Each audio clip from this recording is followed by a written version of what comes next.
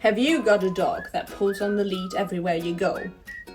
Are you worried that next time you're going to be ending up in a big muddy puddle in front of a whole class of school children, like the trauma that you've been going through last time?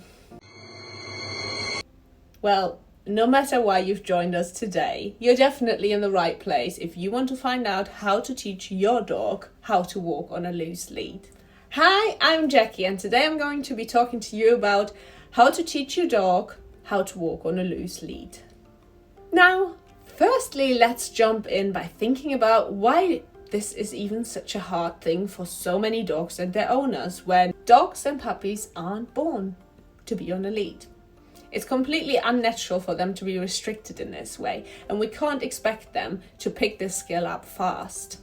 Another important point when thinking about how to teach our dogs to walk on a loose lead is, how do dogs learn? And one of the key aspects, without getting too much into learning theory and things like that, is consistency and predictability. Dogs, as well as humans, learn best when things are predictable and easy to understand for them. Consistency is key no matter what you want to teach your dog. This is exactly the reason why teaching your dog to walk on a loose lead usually goes wrong. Talking about lack of consistency. This lack of consistency is usually one of the reasons that makes it so difficult for our dogs to learn how to loose lead walk. Let me ask you, do you know the situation? You've just missed your first alarm, you've just snoozed the second alarm, you've just scoffed in some cereal, you have about 45 minutes to be at work and you still have to walk the dog, and all of your good intentions of training your dog and being consistent over time, they go out of the window because you are human and you have places to be and things to do, and you don't have any power over those things. Little by little, no matter how good our intentions were at the beginning, these kind of exemptions where we give in and let our dog pull towards things it likes or sees, those are the times that teach our dog it pays off if I pull. And once our dogs have learned that it pays off to pull, oh boy, they won't stop pulling. As owners and as trainers, what do we want to do? When we train our dog to walk on a loose lead, we want them to, firstly, learn they're not going to be successful by pulling. We want to avoid them getting to what they want or where they want to go by pulling. Instead, we want to praise them when they're walking on a loose lead and show them that once they are walking on a loose lead, they do get to the places they want to get to and they do get the things they want. Sounds simple enough. But we don't always have the capabilities to be completely consistent. This video is mostly about a little trick to get around those responsibilities that make us a little bit less consistent than we would like to be. Most dog owners decide whether they want to lead their dog on a harness or on a collar. And you are probably one of them. And if your dog is currently already pulling, then your dog has already associated the pulling with whatever equipment you choose to lead your dog on. In a lot of cases, it's unfortunately collars, which are not very supportive for a dog that is pulling on the lead. But it is something that we can exploit in order to train our dogs. So what you want to do is make sure you have two pieces of equipment. One collar, one harness. If your dog is already used to pulling on the collar, you want to use this collar on the walks every time you're unable to guarantee that you're going to reinforce the new strict no pulling policy. When you're able to train, you want to use the harness, the novel piece of equipment. Of course, it's the other way around. If your dog's already used to walking on a harness, you might want to try the same thing with the collar. But by using this technique, not only can you take the new piece of equipment onto the walk where you know you have time to train and be consistent.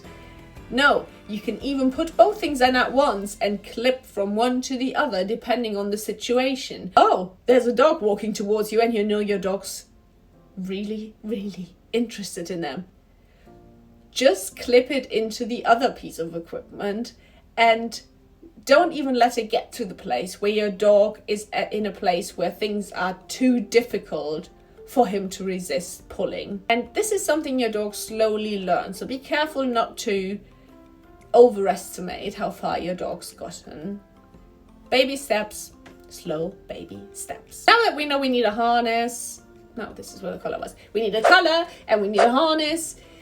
What do you need to do once you have the collar and the harness? Like we said earlier, the two important things are avoiding success by pulling and also rewarding being on the loose lead.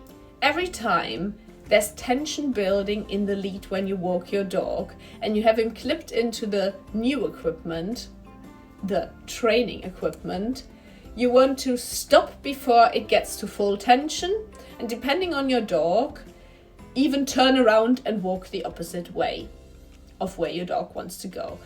This is teaching your dog that by pulling, he actually doesn't get closer to where he wants to be. A little trick that helps to reinforce this kind of idea, especially with dogs that are maybe a little bit more skittish and don't cope too well with a lot of direction changes, is incorporating something your dog likes, whether that'll be food or a toy.